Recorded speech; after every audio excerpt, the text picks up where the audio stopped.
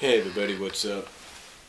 It's about 11:17 on this Wednesday night, the 26th of December, the day after Christmas. And I know a lot of you are probably celebrating Christmas still. You know, there's a lot of families that usually wait till the next night or wait till the weekend to do Christmas, because sometimes people, as we've all seen, decide to work or have to work whether they want to or not.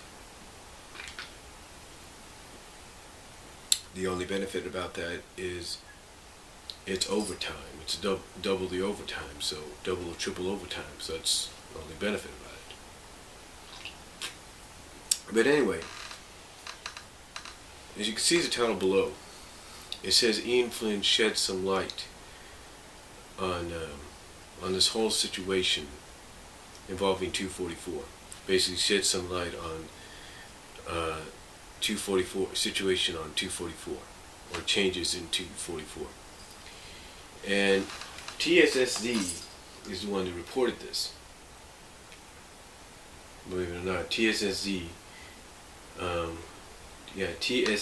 News, right here, they actually have a mobile site right there, reported this. It says Flynn addresses altered 244. Fans look to Penders' statement. Or not statement. Okay, it says Ian Flynn addresses altered Sonic 244. Fans look to Ken Penders' settlement. And this is what they start off. This is what Flynn says, and you can find this as a Bumble King forum. You just got to go through several pages. But this is what he says overall. This is all condensed together thanks to TSSZ. But in bolded print it says, it quotes Ian Flynn to start off in bolded print.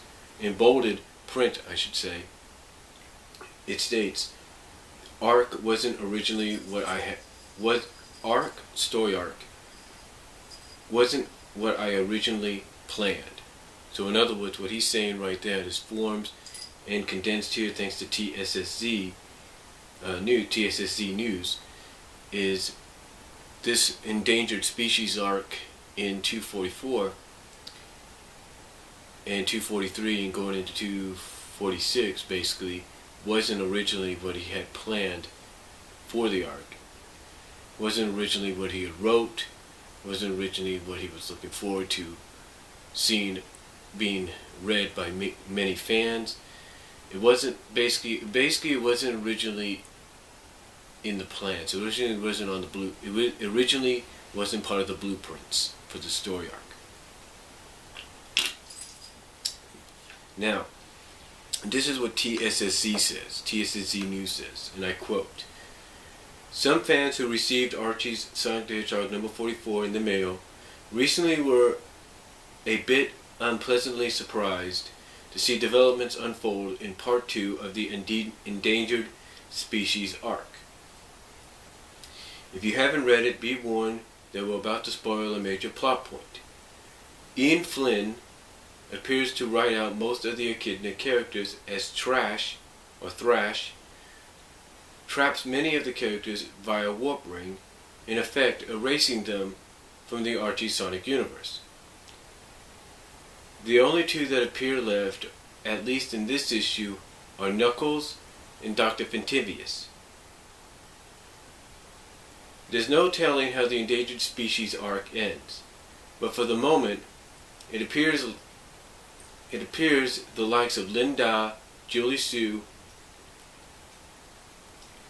and many other once major characters are out of the comics. It just so happens the ownership of those characters and the story behind them, among many other things, were disputed by former Archie writer Ken Penders in a recent settled lawsuit Archie brought against him. Current writer Ian Flynn admitted the arc saw changes in a post on the Bumble King forums Sunday, but didn't say why. And this is Ian Flynn. This is what Ian Flynn says. Quoting what Ian Flynn says here. This is what Ian says, and I quote, or TSSZ quotes Ian Flynn right here. Remember, this is Ian Flynn. Now remember, this is Ian Flynn saying right here, and they quote him. Remember, we work months in advance to keep on schedule. When something abruptly changes, we can't throw out months of work and thousands of dollars, Flynn said. We revise plans and move forward. This isn't new, especially for veteran fans. The story arc wasn't what I originally planned, but it's also not, and he quotes, and this is what he says in quotations, OMG, they ruined forever. We had to take it in a new direction, and we're going to do other things with the overall plot this way. Now he also mentioned something later on that no one really said anything about the trial. Nobody. Like Paul Kaminsky, and I guess, I don't know if Paul's just trolling people along or not, but nobody has ever said anything about, the characters being trapped in the Twilight Zone or the Twilight Cage Zone or wherever. In fact, some fans are actually assuming they might have got sent to Mega Man's world, essentially why the crossover may be happening. Now, continuing on TSSZ News' report on this, Ian Flynn added in a follow-up post on Christmas Day that he doesn't know all of what's happening, and what he does know he can't comment publicly on. Basically, what he says also at his forums, Ian Flynn, is that he can't. Basically, it's like they said here. He can't say anything. He can't comment. Basically, Ian Flynn cannot comment on what he knows right now, because it might be taken the wrong way. He does mention that at his forums, he actually goes into more detail, saying that he can't comment on what he knows because it might be taken out of context and might be taken the wrong way or be misinterpreted the wrong way. And this is what Ian Flynn says. This is what they quote him. This is what he said on Christmas yesterday. This is what he says. I know it's frustrating for you guys. It's frustrating for me too. But it's not something many of us can control. So instead of fretting over it, just relax and enjoy the book for what it is, Flynn asked.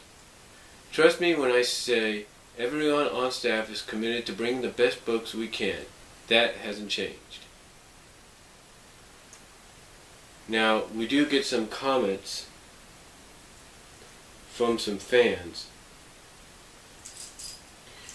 One is called Fent. This is a fan named Fent. And he says, as a kid, I never followed any of this behind-the-scenes stuff drama, and I just assumed everything was exactly how it was meant to be. Now I find myself questioning if events are forced or not, and it really takes away from the story for me at times. In the end, I would rather just assume that these characters were removed because that just what was supposed to happen, and forget this whole Penders thing. Guess I should stop reading the internets. And Gnat1 says, I find that sad. This basically means Remington, Julie Sue, and Linda are gone for good. I was actually enjoying those characters. Vincent Gainrell says this, I doubt they're gone for good. Hopefully Sonic and Knuckles will get them back in issue 246 after they defeat Thrash. Cora Maru says, thanks a lot, Kim Penders. Goodbye, Julie Sue. DI316BH says, I see they went for the nuclear option. Perhaps they know something we don't about the court proceedings, aren't feeling overly confident, or are simply sick of the whole goddamn thing and decided to put a tame version on Kill 'Em All. And lastly, about 5 minutes ago, Viking2X says, and Ken Penders somehow thinks this will make fans flock to his book instead? Dream on. So yeah, basically, due to the Ken Penders settlement, or situation, a lot of the characters right now, like Julie Sue, Remington, Linda, if she's still in there, either she was part of that or not, all those characters right now are somewhere else. Now, I can understand people's frustration. Quite honestly, I don't like the idea either. But, what are you going to do? But in all honesty, I do see something happening in the near future. Now, these are just my opinions. But I said this before when I talked about the settlement in an earlier video, and I'll say it again. I think one of the things that may happen, in just my honest opinion, with this settlement is something that some fans may like and some fans may not like, and it may be something that some on the Archie staff, the comic book staff, will be okay with, and some specifically will not be okay with. And what I'm talking about is just my honest opinion that possibly part of the settlement could be that Ken Penders' the continuity that Ken Penders put into the comics when he was on board, will basically be now more focused on. In other words, will be more implemented into the comics and into the story arcs. So in other words, most of the bad story arcs, or some of the good story arcs that haven't been acknowledged due to this situation, or people like Ian Flynn or Tracy Yardlin or Paul Kaminsky have ignored because it is Ken Penders, I got a feeling some of those story arcs and maybe even some characters will be acknowledged even more, if not focused on even more. Another example that I feel, not another example, but another thing I think will come out of this, again, whether people like it or not, and whether those that work on the comic like it or not, in my honest opinion, what could come out of this settlement is certain stories that were created by Penders that a lot of people felt were possibilities or could be alternate situations, could become part of the continuity as well. Whether, like I said, whether fans like it or not, or whether anybody working on the comic likes it or not. A prime example of that is the Years Later saga. A lot of people, like Ian Flynn, that worked on the comic and have worked on the comic, are currently working on the comic and have worked on the comic, like Carl Bowlers, like Ian Flynn, like Paul Kaminsky, and many others who have come out and said that the Years Later story arcs are alternate and possible futures.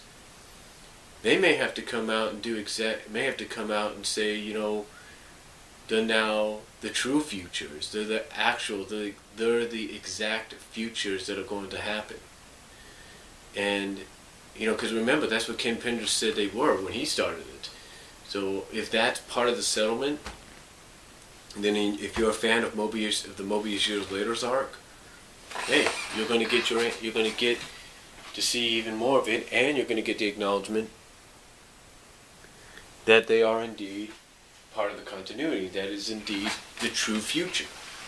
And I know there's going to be a lot of fans that when they hear this, they're going to think, oh, please don't let that be the case, because if that's the case, that means Sonic and Sally are going to end up together. And because I know there's a lot of Sonic Amy fans out there, or Sonic Blaze fans, or Sonic Mina, or whatever you want to look at, that would hope Sonic would be with somebody else, if not individually on his own. But it's just my personal opinion that I feel one of the things that could come out of the settlement is things like Mobius Years Later and any other story arc or event or character that Penders had created that has not been acknowledged in the time that this whole situation has happened, or even during Ian Flynn's run, could be acknowledged and spotlighted on in the near future, and could be made part of the continuity, whether we like it or not. So in other words, like I said, Mobius Years Later could end up being the true future, whether we like it or not, or whether those people working on the comic like it or not.